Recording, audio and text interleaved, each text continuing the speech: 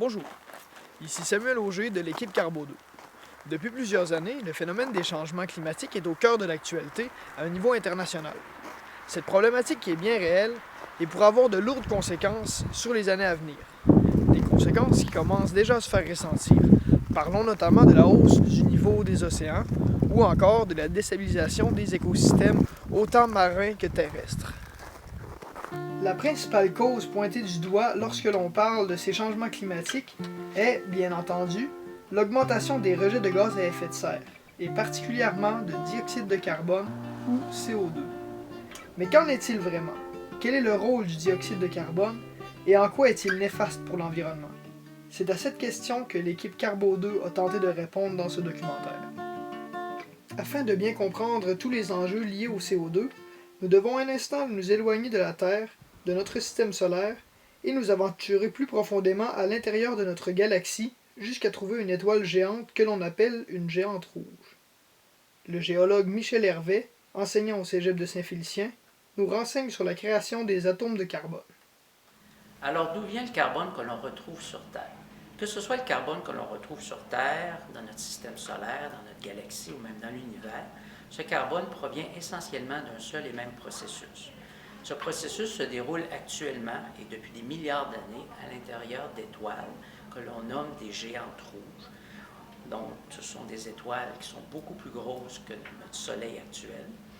Au cœur de ces étoiles règnent des températures de l'ordre d'à peu près 100 à 200 millions de degrés Kelvin. Associées à ces très hautes températures règnent aussi des pressions qui sont gigantesques. L'effet combiné de ces températures et de ces pressions élevées permet la fusion d'atomes entre eux pour créer de nouveaux éléments. Cette réaction de fusion va durer tant et aussi longtemps qu'il y a d'énergie dans l'étoile. Lorsque l'énergie va venir à manquer, va s'ensuivre une contraction de l'étoile.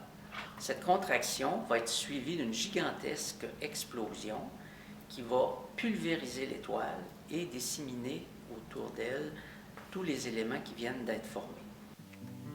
C'est donc grâce à cette explosion d'étoiles appelée une supernova que tous les éléments formant chaque pierre, paysage et toute la matière se trouvant autant sur la Terre que dans le reste de l'univers sont apparus. Dans la croûte terrestre, le carbone est présent sous forme de roches et minéraux comme le calcaire, le marbre et le diamant, ou on peut le trouver sous forme de matières fossiles comme le pétrole.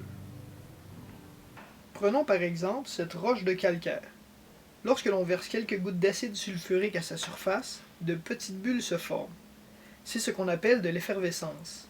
Cette réaction entre l'acide et le calcaire lie deux atomes d'oxygène avec un atome de carbone, prélevé du calcaire, afin de produire du dioxyde de carbone, le gaz formant les petites bulles.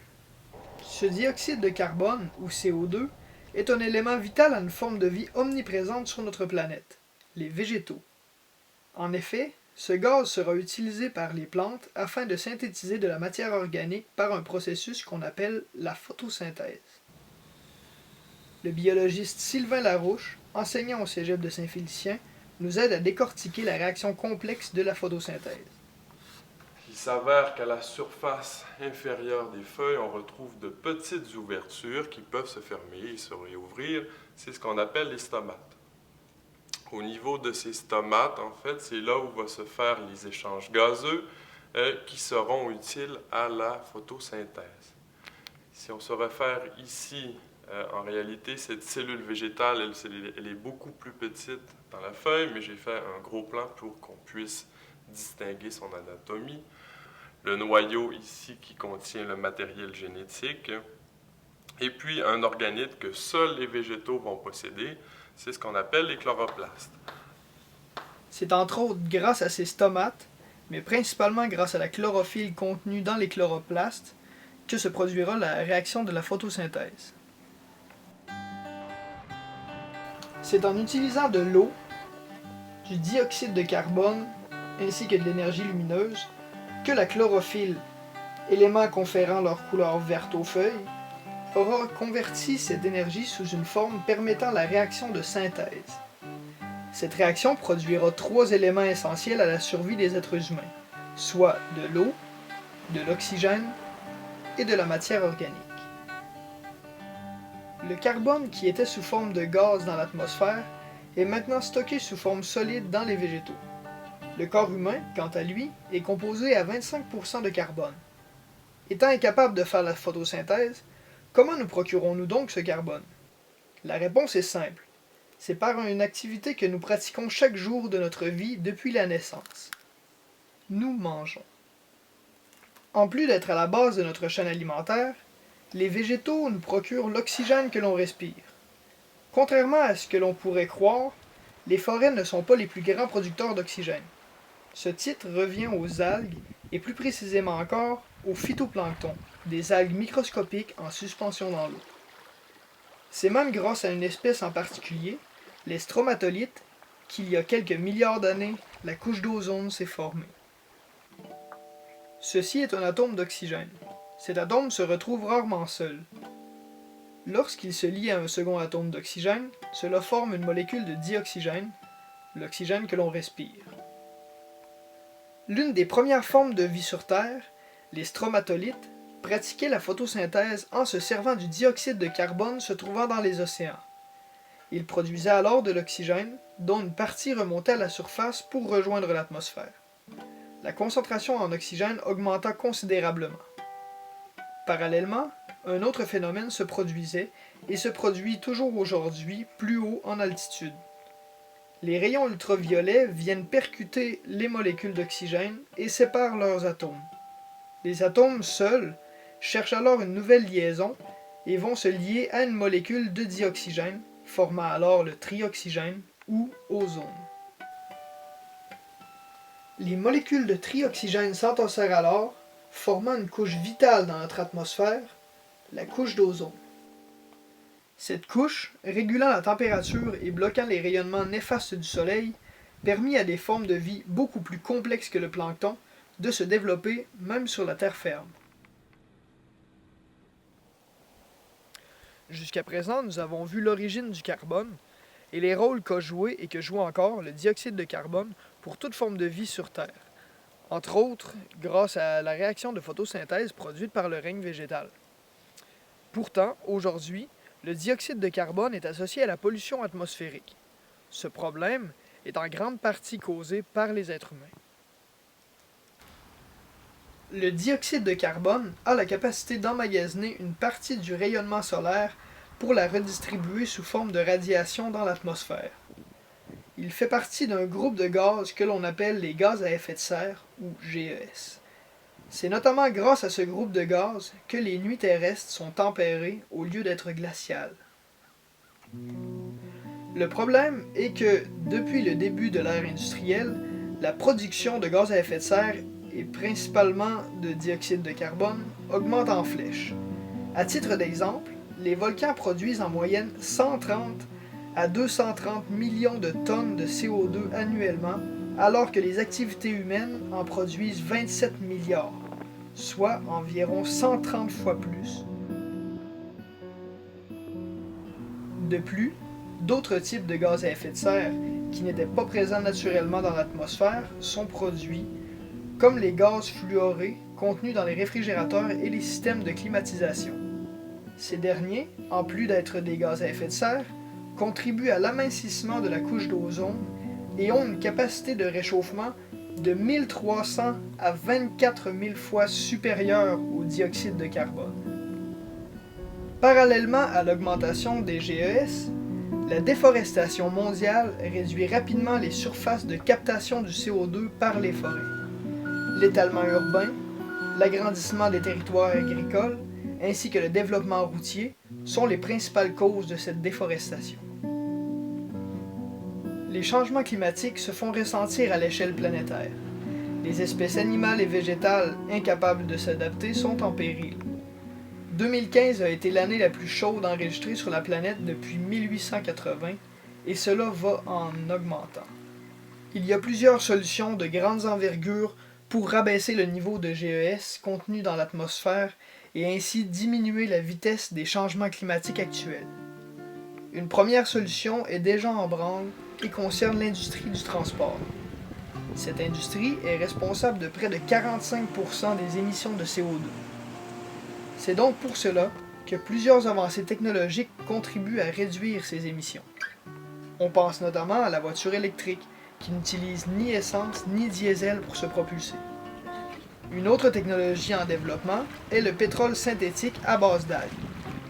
Pour le faire, on doit nourrir des algues avec 2 fois plus de CO2 que ce qui s'échappera lors de la combustion de ce pétrole, réduisant de ce fait le CO2 dans l'atmosphère. Une autre solution à grande envergure est d'utiliser le bois comme matériau de construction pour remplacer des matériaux comme le béton ou le ciment. En effet, la récolte forestière, lorsqu'elle est dans un contexte d'aménagement forestier, aide à la diminution du CO2. C'est le cas avec la foresterie au Canada. Maxime Auger, ingénieur forestier, nous entretient sur le rôle écologique que joue la récolte forestière au Québec. Il y a plusieurs mythes par rapport à la foresterie, notamment ceux par rapport aux coupes forestières. Beaucoup de gens pensent qu'en coupant des arbres, on empêche la forêt de faire son travail par la photosynthèse puis de créer de l'oxygène. En fait, c'est pas vrai, c'est pas tellement vrai. Ce qu'on observe justement, c'est que les forêts ont 2 processus. Un processus de photosynthèse qui crée de l'oxygène en captant le dioxyde de carbone de l'atmosphère. Mais il y a aussi le processus inverse, qui est le processus de respiration. Le processus de respiration est un processus qui utilise l'oxygène pour rejeter du dioxyde de carbone dans l'atmosphère. Quand on pense aux vieilles forêts, on leur attribue souvent des enjeux écologiques importants. Par exemple, pour les écosystèmes forestiers, la vieille forêt est très importante. Par contre, d'un autre côté, on peut voir la forêt surannée, les vieilles forêts, comme étant des importants générateurs de dioxyde de carbone. Ces forêts-là, au fond, sont très vieilles, donc il y a un taux de dépérissement très élevé. Il y a beaucoup d'arbres qui dépérissent, qui tombent, perte de branches ou justement qui pourrissent. En pourrissant, c'est un processus de combustion qui renvoie du dioxyde de carbone dans l'atmosphère. Donc, ces vieilles forêts-là contribuent dans un sens à émettre beaucoup de CO2 dans l'atmosphère. En coupant des forêts et en utilisant du bois, ce qu'on fait en foresterie, c'est qu'on utilise la matière qui a déjà capté son carbone pour sa croissance, puis qui est emmagasinée dans les tissus de l'arbre. Le bois, en tant que tel, quand on l'utilise à d'autres fins, comme des fins pour le bois d'œuvre, la construction, toute la durée de la vie de ce matériel-là, par exemple, si vous avez une maison de 150 ans qui est bâtie en bois, le bois, d'il y a 150 ans, a conservé son carbone puis n'a pas été rejeté à l'atmosphère. Ce carbone-là ne sera pas rejeté dans l'atmosphère tant que la maison ne brûlera pas ou que le bois qui la constitue ne pourrira pas. Bien sûr, en tant qu'individu, tous et chacun ne peut contrôler l'industrie forestière ou encore inventer une nouvelle technologie pour un transport plus vert. Pourtant, de simples petits gestes faits chaque jour peuvent faire une grosse différence. Par exemple, utiliser son vélo ou les transports en commun, ou encore réduire sa consommation énergétique, ou acheter des produits locaux, ou encore réduire sa consommation de biens. Mais le plus important, c'est de conscientiser les générations futures, parce que ce sont ces générations qui ont le pouvoir de décider de l'avenir de l'humanité et de l'avenir de notre planète. C'était Samuel Auger pour le documentaire Carbo 2. Nous avons eu la chance de connaître notre planète sur son plus beau jour. Nous avons contemplé ses torrents, ses habitants tous plus surprenants les uns que les autres, ses océans à perte de vue, ses déserts arides, ses magnifiques rivières, ses havres paisibles. Laissons les générations à venir jouir des mêmes droits.